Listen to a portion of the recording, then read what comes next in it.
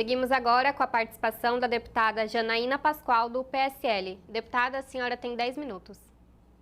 Muito obrigada, cumprimento os colegas que participam da tribuna virtual, todo o pessoal da Rede Alesp, os que nos acompanham. Eu gostaria de falar um pouquinho sobre o processo de votação ontem na Casa.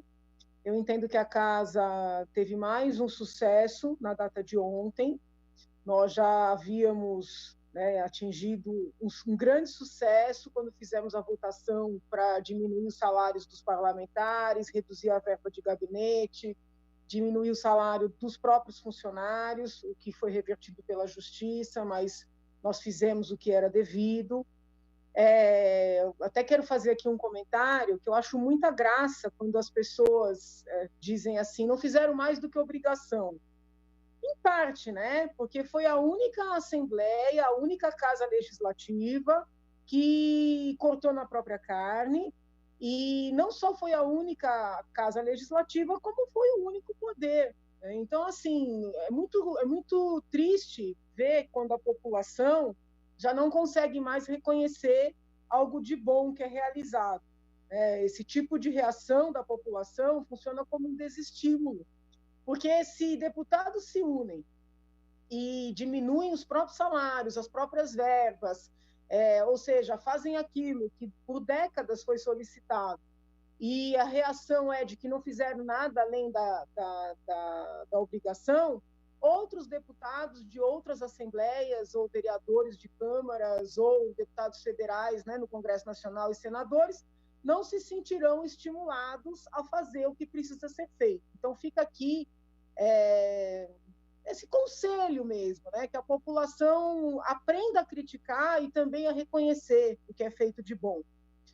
E ontem, né, na esteira desse trabalho que a Assembleia Legislativa do Estado de São Paulo vem fazendo, nós aprovamos um projeto bastante amplo, com medidas muito amplas de enfrentamento da pandemia do Covid, com normas no âmbito da saúde, normas administrativo-financeiras, normas que lidam com socorro, né, na área econômica também, à sociedade, a pequenas empresas. Então, muitos pontos bastante positivos.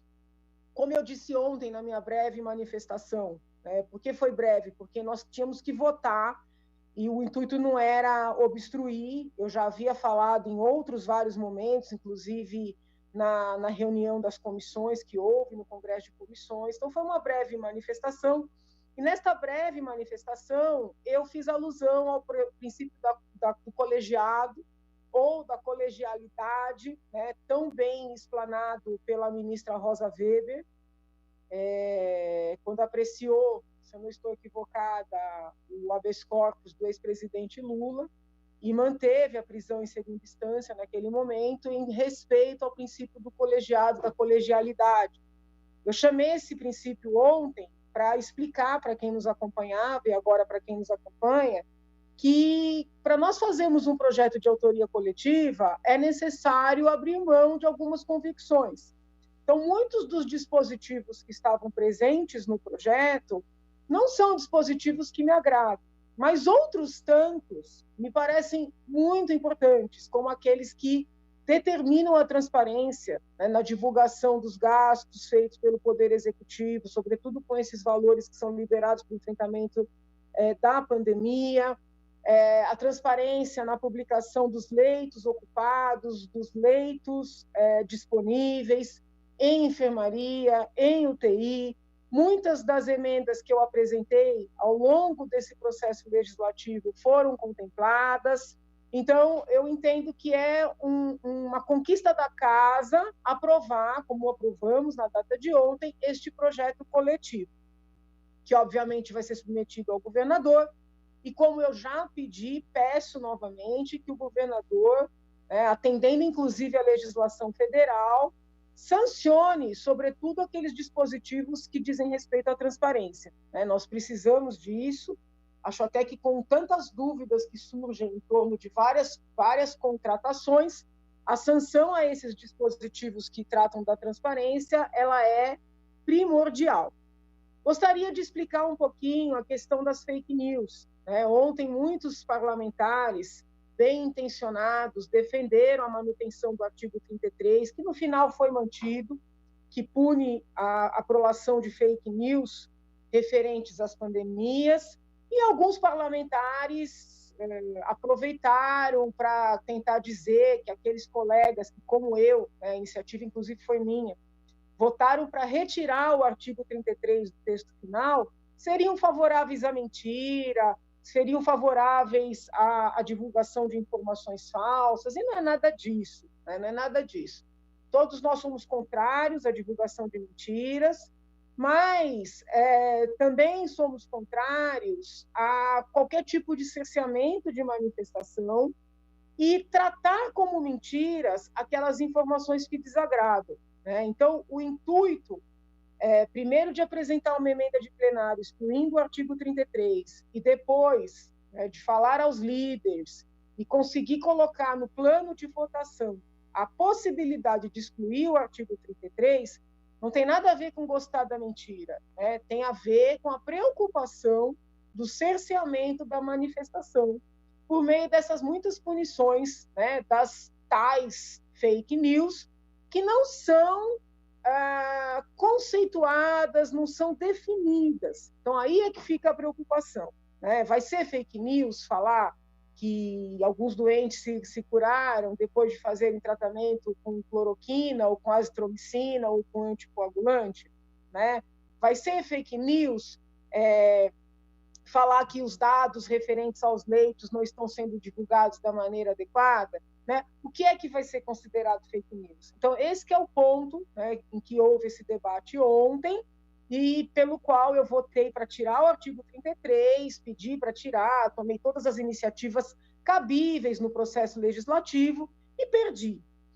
Imediatamente após a votação, alguns colegas anunciaram que tomarão medidas judiciais, né, contra a manutenção do artigo 33 no texto final aprovado ontem. E já senti aí alguma pressão na rede social para que eu faça coro ou assine essas medidas judiciais. Então, eu quero explicar que eu respeito quem quer tomar medidas judiciais, mas eu não concordo, né? E eu não acho produtivo, do ponto de vista do fortalecimento do poder legislativo. Vejam, houve um debate, eu fiz uso de todos os instrumentos regimentais, né, para acrescentar pontos no projeto, retirar aquilo que eu entendi inadequado, inclusive essa questão, né, da punição das fake news sem uma definição do que sejam fake news.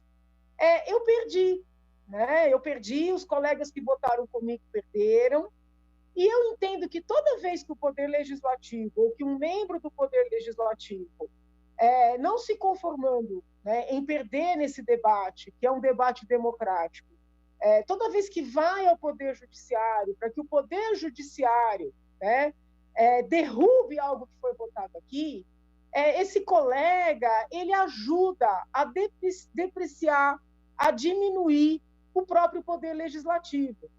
E eu falo isso, gente, não é de hoje, tá? Não é na condição de deputada, eu falo isso desde sempre como professora de Direito. Eu já falava isso quando via, né, e ainda vejo, infelizmente, tantos deputados federais judicializarem questões que deveriam e devem ser debatidas e decididas no âmbito do Poder Legislativo.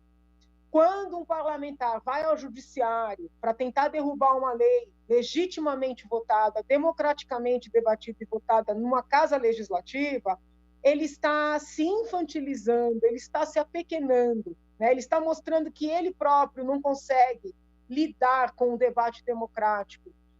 Faz parte do debate democrático ganhar e perder, né? O que não faz parte é o deputado não se conformar com o resultado de uma votação e pedir para um outro poder vir dizer para este poder o que é certo e o que é errado, como é que ele deve proceder. Nós temos um regimento, nós temos leis, nós temos Constituição, então eu quero que todos compreendam, né, que da mesma maneira que eu entendo que desmerece a nossa casa, né, quando um parlamentar vai ao judiciário querer questionar uma lei que eu, por exemplo, consegui aprovar nesta casa, eu entendo que desmerece aqui a nossa casa, eu eventualmente assinar junto com colegas que queiram questionar um ponto que me desagrada.